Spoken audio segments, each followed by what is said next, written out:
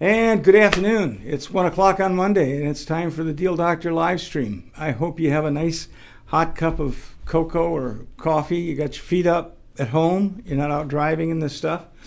If you're driving in this stuff, I hope you wouldn't be watching me anyway. But anyway, stay warm. I say that for the whole week. We have Con Ed coming up. Dress warm. You're going to have to walk like 50 feet from one place to the Pinnacle Center, so wind chill factor is going to be outrageous that day. We hope you can make it. We strongly urge you to be safe first, though. First and foremost, we want you to be safe. We're going to assure you that we're going to keep the Con Ed moving fast on Wednesday. We want to get you out and on your way home as soon as possible. Again, my apologies, but Dylan Zuniga, you're absolutely right. I do know the weather from here out to about the next millennium. I may not be around that long, but you'll have to see the thread on 5-Star Connect to understand that comment. Before we talk about getting it in writing, which surprisingly is a hot topic today, which I and one of our agents is dealing with. But I want to talk a little bit about code of ethics and where we. I'm going to take my gloves off. I might leave the scarf. But code of ethics, it's not to be trifled with. Every day, more than once a day, 5-star agents are the target of some disgruntled agent, another brokerage company that doesn't like something that an agent is doing that may be perfectly legal, and they badmouth us as a company and as individual agents. And I want to caution that we don't take those attacks lightly. We will pursue anyone in grievance committee hearings or other methods, legal methods, that who is attacking us unfairly. And recently, this is not one incident, but several over the last week, where 5-star agents and the brokerage were their statements were being made about the company and agents which were untrue. We ask that when you hear things about another 5-star agent, that you certainly don't propagate them. You don't pass them on to someone else. But that also holds true of other agents from other companies. If I hear something about a RE/MAX agent, I'm not going to spread that rumor, or a Coldwell Banker agent or whatever. One of the things that I've learned sitting in this chair as a deal doctor over the last 4 years has been whenever I get a complaint from a consumer or another agent or a broker, I've learned that there are always two stories, and two sides to the story at least. And 9 times out of 10, once I learn the other side of what happened, our agents come out really, really good. They come out really well in practicing ethical behaviors and doing the right things. I think that if we allow ourselves to be sucked into the drama and start spreading rumors out there, we expose ourselves not only to being perceived as as the ones who were kicking sand in people's faces, but we also open ourselves up to being brought before a grievance committee for a code of ethics violation. So don't get sucked into the drama is the bottom line.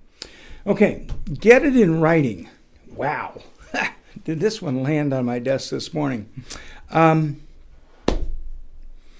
Michigan Statute of Frauds is a law on the books in Michigan, and the short interpretation is if it isn't in writing, it doesn't exist.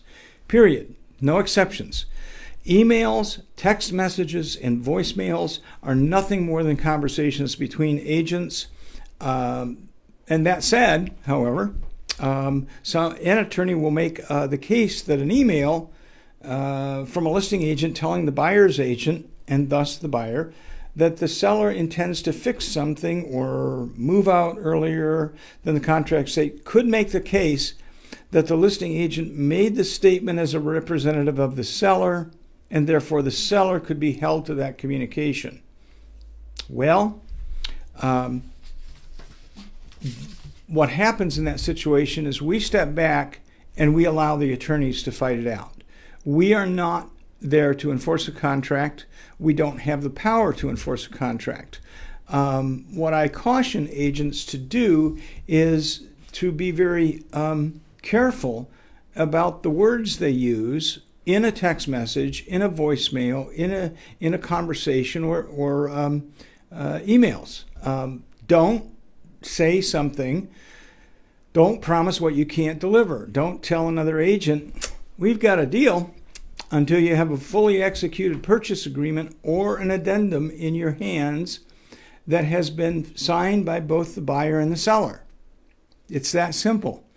Don't imply, yep, I think we got this one together, until you have signed everything. I always caution buyers and sellers that I'm working with that we do not have a transaction. We do not have an enforceable contract until until the buyer and seller have had a meeting of the minds as indicated by their signatures on the purchase agreement. It's as simple as that. Until we have the fully signed buy-sell agreement, that is the acceptance as written by the seller or the acceptance of a counteroffer by a buyer, when we have those signatures on a document, on a purchase agreement, then we have a fully executed and enforceable contract. Until then, we don't. And I caution, never imply in any communications that you do. To that goal, don't leave blanks in contracts. The number one reason for real estate lawsuits in Michigan is blanks in contracts. I know of one situation we had where the buyer's agent failed to put a start date and an end date on a buyer's agency contract. And when it came time to get paid, the buyer had slipped away and gone to another company, and our agent had no ability to enforce her contract because it didn't have a date in it. And yet, just the other day, I had an agent walk into my office and say, can you review this purchase agreement I'm writing up? And there were numerous places where there were blanks in the contract. If there is something that is blank and you don't have anything to say about it, then say none or does not apply, but fill in everything that the contract is asking for.